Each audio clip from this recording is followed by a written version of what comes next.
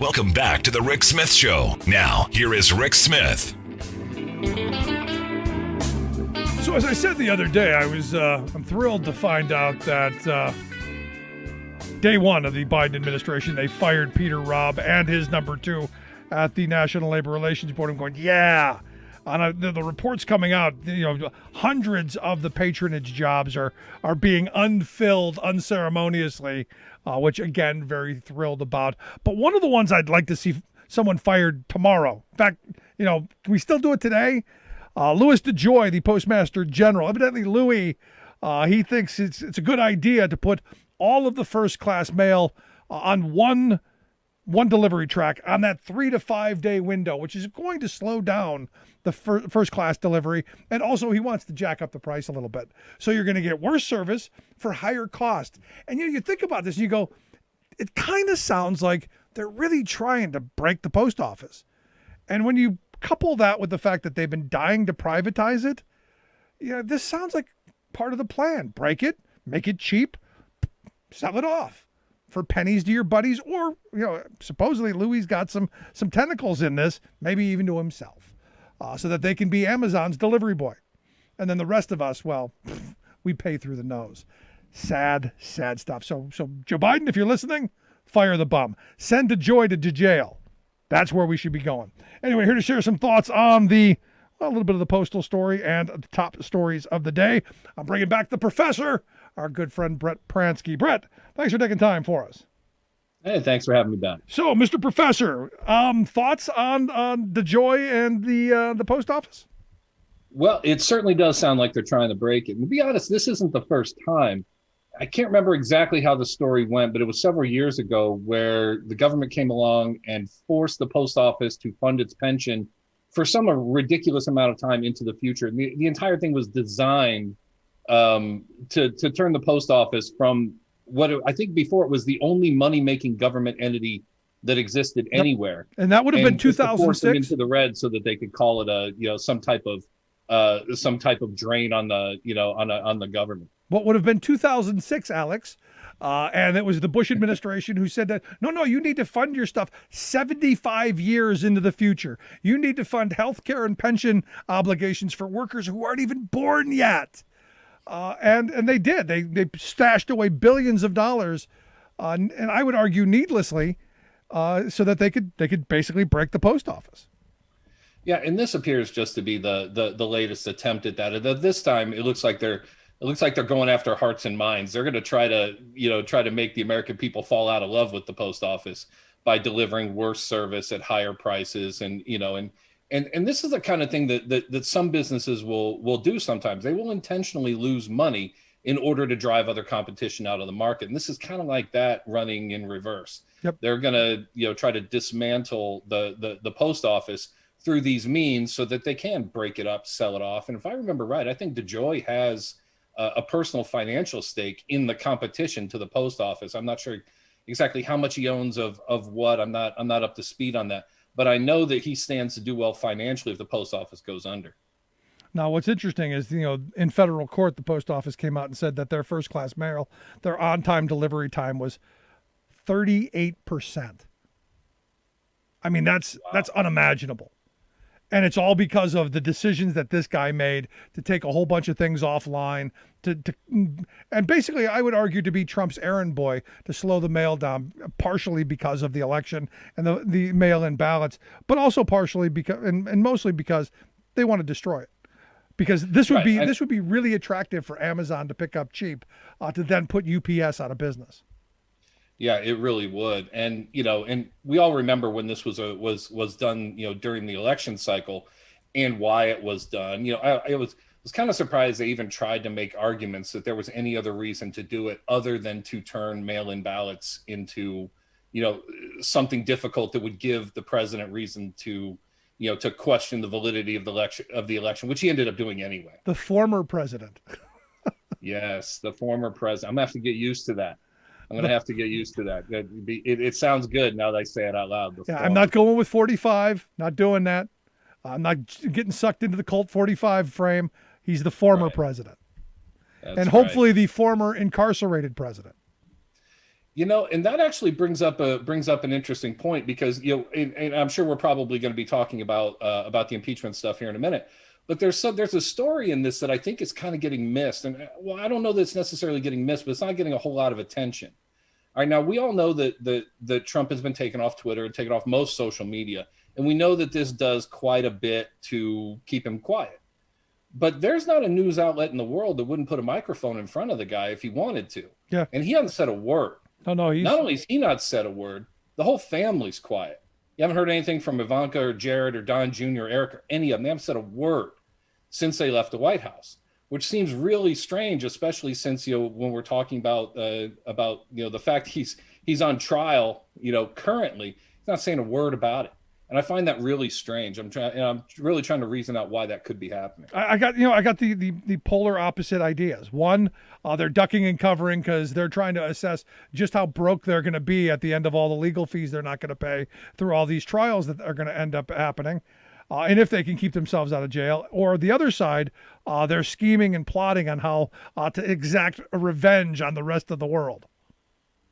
Right. And it really could be either one of those things, to be honest.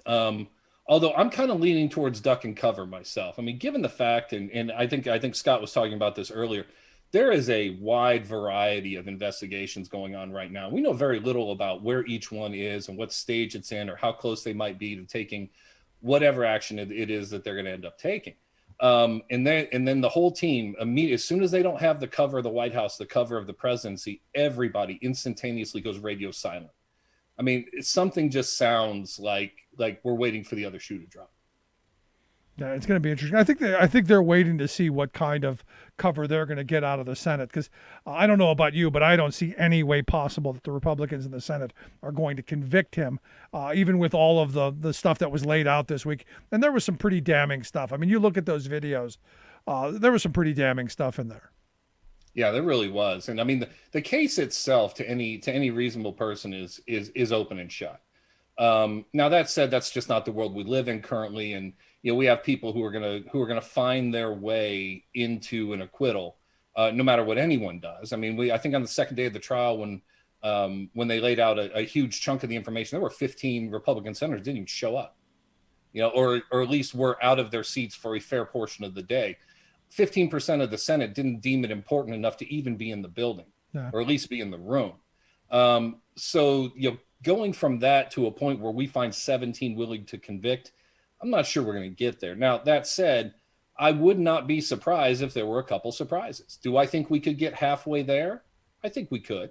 Do I think that there's 2 or 3 senators out there who haven't voiced any support for it yet, who could eventually vote to impeach? Yeah, I think that's possible. I just don't think there's 17 of them. No, I know I get a lot of response from people going, "No, you're going to be surprised. You're going to be surprised. They're going to find his spine." No, they're not. No, I don't think they are either. They will, if and only if they deem it, to be in their best interest. Because at the end of this, that's what everyone is thinking about. Now, I've talked about this on a number of occasions. I've written about it on a number of occasions. There's no one who actually likes or enjoys the president, except for a few. There's no actual supporters out there, at least very few of them. But there are people who are not willing to challenge him, are not willing to, to confront him in any way, because of the power he holds over voters that they need to stay in office. So there's a whole lot of, for lack of a better word, hostages out there who don't necessarily like their position, but they're not going to move, because doing so is to touch that third rail. Yeah, I'm curious your thoughts. Darren LaHood, a representative, a Republican from Illinois, who was a big Trump supporter, he's now part of the NRCC, the National Republican Congressional Committee. He's saying that they're not going to seek to punish anyone who voted for impeachment or will vote for impeachment. Is that a smokescreen, or do you think this is like maybe the beginning of getting rid of the Trump element? It's possible, but if what we've seen so far is most of the people who have been censured haven't been censured by the NRCC, and haven't had their money cut off or anything like that, which is essentially what that arm of the party does. But they have been censured by their state parties. I mean, I mean, heck, the Arizona State Party censured Cindy McCain. I mean, and I think that's where they're going to leave this too. They're going to, the state parties are going to admonish and censure and try to punish, folks and so on. But I'm not sure that the actual, Republican congressional apparatus is going to do anything about it. So let's get to some of the thoughts of today. Were you surprised, as I was, that Trump's lawyer didn't have an answer other than it's the Democrats' fault that we don't know what Trump did in the minutes after he found out that the riot was going on? Are you surprised that he didn't have an answer? Oh, I think he did have an answer. He just didn't have an answer he could say out loud. See, now this is where I'll disagree. I think he's a good lawyer. I think he deliberately didn't ask because he didn't want to know. He wanted plausible deniability. Well, that's true too, because if someone asks that question, we know that question is coming. It's possible he never asked his client that question because he didn't want the answer. That's true, but he did do a really good job of getting mad and stomping his feet and doing all of those things at just the right time. I mean, what's the old? I think is a Sandberg quote says, "If the facts are against you, argue the law. The law is against you, argue the facts. If both the facts and the law are against you, you pound the table and yell like hell." Yep. That's what we saw today. Everything was against. I mean, I wouldn't have wanted to be in his spot. You know what I mean? So everything was against him. So what did he do? He pounded the table and yelled like hell. That's what you got to do. No, it's one of those things where he did the best he can do, but yet we find out Trump's not happy with the defense. Do you think that just the fact that he was a little loud, a little showman-y, a little do you think that's going to make the boss happy? I think that is more likely to impress Trump than actual expertise. I mean, just being mad and yelling and screaming and fighting and looking tough. These things have always been more important to Trump than competence. Now that said, I mean, it doesn't really matter. He's never going to pay the guy. I mean, none of these lawyers are ever going to get paid. I don't know why they're doing it. I mean, he's got this long history of stiffing his legal representation. It's going to be no different this time around. I don't know why he's putting so much effort into it. Well, I mean, obviously you want the name recognition, but my first thought is why, if you're a lawyer, especially a good one, why would you take this case without a retainer? Every lawyer I've ever known need a retainer. Right. And, and especially in this case, I mean, most banks in the world won't deal with him. Most lawyers in the world won't deal with him. It's all for the same reason. He never, ever, ever pays up. So I don't know maybe the screen time is enough. Maybe the name recognition from the trial is enough to do the case pro bono, but he's doing the case pro bono, whether he knows it or not. All of them are. Now I was under the impression, that this was supposed to be not happening today because it's a religious holiday. I woke up today. I was like, wow, surprise! It's there. What happened? Well, I think it was, and I do not want to pretend to know more about the holiday than I do, but I do think there was a time in the day that once that time passed, there was one of the members of council that couldn't participate past that time. So I noticed, especially as the trial went on later in the day, we only heard from one of Trump's lawyers and not from both of them. I can't quite remember what the other gentleman's participation was earlier in the day, but I do believe that there was a moment in there, a time on the clock that he wasn't allowed to go past for religious observance. Either way, I missed a little bit, but I got most of it, and I got the important parts. The important parts are Trump's defense is I'm no better or no worse than Maxine Waters, and it's the Democrats' fault. Yeah, it's always the Democrats' fault. And it was, the entire day was pretty silly. Some of the montages that I saw, some of the video, the things that really kind of irked me about the video were just how propaganda-y they got. Like even down to there was this dark foreboding music behind it whenever Democrats were on the screen. And then there was this kind of, wannabe Rocky theme song every time Trump was on the screen. And just, it was really, really hokey. And, I really couldn't believe that they would submit something like that as evidence in a trial. It seemed to be way beyond the pale. Yeah, it's one of those things that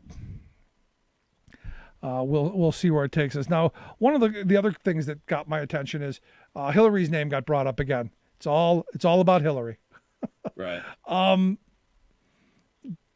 Do we need to explain that Trump was president and did hold office, and that impeachment was because of his acts while in office, or is that just too much bother? Yeah, I mean, that whole thing just makes too much sense. You can't say that out loud. It just makes too much sense. But yeah, at the end of the day, this was a performance, and the arguments are always based on emotion. The arguments that come from the Trump side of the aisle, they're never designed to make anybody think. They're never designed to access the logical parts of your brain. They're always, always, always designed to elicit an emotional response. They're not trying to make you understand the reasons why Trump might be innocent or guilty or whatever. They're just trying to make you angry and then give you somewhere to focus that anger. Yep. And then they do this in the most repetitive of ways. Like in the videos today, there were several times today where in the same clip, they would show the same image or the same, same video clip of the same act over and over and over again within a minute or two of each other. And they did this several times, and always with that dark, foreboding music behind it and so on. I mean, it was really easy to spot for, people who do what I do. Yeah, and they even brought up Madonna. And again, being as dishonest as the right has been, they had the clip of, Madonna saying that, there are times that she thinks about burning down the White House. Which you go, oh my God, she's going to burn down the White House. And then if you would have just let the clip go, 3 seconds longer, she goes, but I never would, because this is why. It wouldn't change things, and then she goes into this whole explanation. But just the mere fact that she said, sometimes I think about burning down the White House, that was front and center. Yeah. And of course, clipped in just the right way to make it sound as bad as possible. And it's going to be out of context, because everything is. And these are kinds of things. And keep in mind that the folks on our side of the aisle, they do a little bit of this stuff too. They'll get creative with the clips and so on too. They're not quite as brazen about it as the folks on the right are, but they're not immune to it either. Yep. No, I said this. We've been known to do that as well. Absolutely. In fact, on Wednesday when they rolled out the first set of clips, I said, it looks like propaganda to me on a certain level. It's all factual, it's all there, but the way it's all mashed together and there are bits and pieces, looks a little like propaganda. But it is well laid out. It does provide a timeline, but you've got to be aware of that. I just think the right does it much better. Yeah. Well, and that kind of explains how the two different sides argue. I mean, when you're trying to persuade someone, you have a fidelity to the truth, right? Now you're trying to move people. You're trying to present arguments that are going to persuade people and bring them to your side. And you're trying to move the needle. But if you have a fidelity to the truth, there's no real harm in that. Everyone persuades, all the time. Our opposition doesn't care about any fidelity to the truth. They're trying to win. Right. We're trying to persuade. They're trying to win. And to win, they'll do anything. Doesn't matter. Whatever brings a win, honest, dishonest, or any point in between, they're going to do it. And you saw that in their case. That's exactly what they did. It's really the same kind of thing. We both have the same goals. One side has a fidelity to the truth and facts. The other does not. And it comes out in how we argue both sides of the case. No, you're absolutely right. They got the Vince Lombardi win at any cost mentality, even if you got to break the rules. And that it comes out. And I look, I know people who they vote for Republicans because of that, because they're willing to win at any cost. And I understand to a degree, I like to win as much as anyone else. But in this world, when you're talking about, the president, the most powerful man in the free world, and future presidents, because for me, this isn't only about punishing Trump. This is ensuring that down the road, there isn't another Trump who goes, what, the last 6 months of my administration, I can break whatever law I want? I mean, for me, that's the deterrent. We don't want people like a Josh Hawley thinking, hey, he got away with it, so can I. Yeah, this is a door that you don't want open. You don't want it open a little bit. You don't want it loose on the hinges. You want that door nice, tight, and secure. And if we don't hold anyone accountable for this, then yeah, if we'd be silly to think this won't happen again. I mean, there have been recent instances of this in other countries. We just don't ever pay attention to them. Yeah. I think the most recent was in Italy. was it Berlusconi, I think it was the prime minister there. Silvio Berlusconi. Yeah, and he had all these corruption scandals. The people booted him out of office. He leaves, and then what happens? He's able to rehabilitate himself. He comes back. He wins the office again, and guess what happens? The corruption train picks up right where it left off. Yeah, a TV guy. And these kinds of things can happen. Yeah, he was a TV guy. Owned all the TV stations. Right. Now, that said, I honestly don't think Donald Trump's going to run again. Why would he? You know what I mean? What he really wants is the audience and the adoration and the power. He doesn't want the element that actually requires him to serve. You know what I mean? And if he can get that adoration and power and be that player without actually having to live in the White House and serve the people and do the things that the president's required to do, I don't think he wanted to win the first time. I don't know if I'm in the majority on that opinion, but I don't think he expected to win the first time. I don't think he wanted to win the first time. I think he was as surprised as anybody by it. And, because I don't think he actually wanted to serve. And he certainly spent his 4 years in the White House behaving like he had no intention of serving, or had no real desire to do the job or be in the place at all. No, he did exactly whatever I think most people thought he would do. He was in it for the pomp and the circumstance. He was in it for the attention, which is why, I said if I had a choice of winning the Senate or the White House, I would win the Senate, because I do believe he's somebody who just wants people to pat him on the head and tell him he does a nice job. And here, sign this and we'll throw a big party for you. And if you could have gotten a majority in the Senate to ram through some stuff, I think he'd have signed anything. He'll sign anything, because he has no core ideology, I don't believe. No, I really don't think he does. And that's something that we need to pay attention to, because he could have I don't know about just as easily, but given the fact that he was just looking for that popularity and adoration and things, if he would have found that in the Democratic Party, he would have stayed a Democrat. You know what I mean? And he would have been our problem to deal with instead of the Republicans' problem. Well, he was everybody's problem to deal with, but he could have very easily been our shame instead of their shame. And so, and I think that's wise, because he doesn't really have any core values or beliefs, or at least none that he's expressed. That's an interesting. Do you think the left would have taken to him the way the right has? I think no. At the end of the day, I don't think he would have found a home, and I think that's why he went to the Republican Party, because he couldn't find a home on the Democratic side of the aisle. However, if there was a certainty that he would have won, you know what I mean? Like, he was dismissed on the left because they kind of saw him as a joke. Right. If they would have known the kind of power that he could amass and the kind of cult of personality he could have developed around him, if that would have been known, if anybody had a crystal ball, I think there's just as much, opportunity for him anywhere as where he actually ended up. Interesting, because I'm waiting for the Democratic Party to start eating itself any day now, especially over Kristen Sinema and Joe Manchin, getting the minimum wage, basically saying the minimum wage is going to get sucked out of this budget reconciliation process for the rescue package. I now see there being some major divisions, and I hope that they can stave that off. But right. I'm curious your thoughts. Do you see that possibly happening? Well, to some extent, it always happens. I mean, people always talk about the circular firing squad on the left, and they're not always wrong. But then again, this is what happens when you let a lot of different ideas in the room. You know what I mean? If you're going to be a Republican, you have to conform to some very strict ideology, and if you don't, they just excommunicate you, which is really good for order. You know what I mean? And on the left, we don't necessarily do that. We have people who have lots of different belief systems and lots of people who think that certain issues are more important than other issues and so on. So of course you're going to get this kind of infighting. And I think this is one place where a Donald Trump actually does some good. And I'm kind of surprised to hear those words come out of my own mouth, but here's what I mean. We got really close to the edge. I mean, we really came, incredibly close to losing it all. And you want to talk about the circular firing squad and everybody not being able to row the boat in the same direction.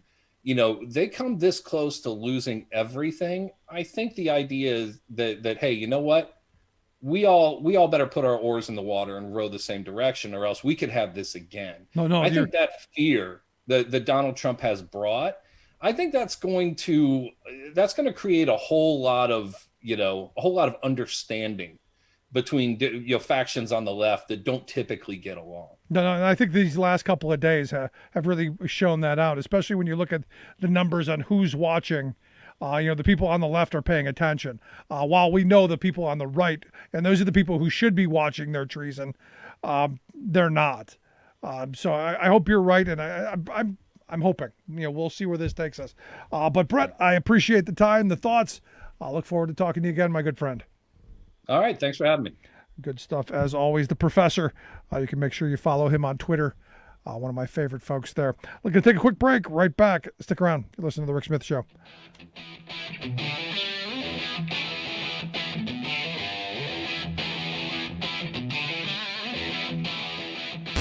Saving work in America, one show at a time. The Rick Smith Show.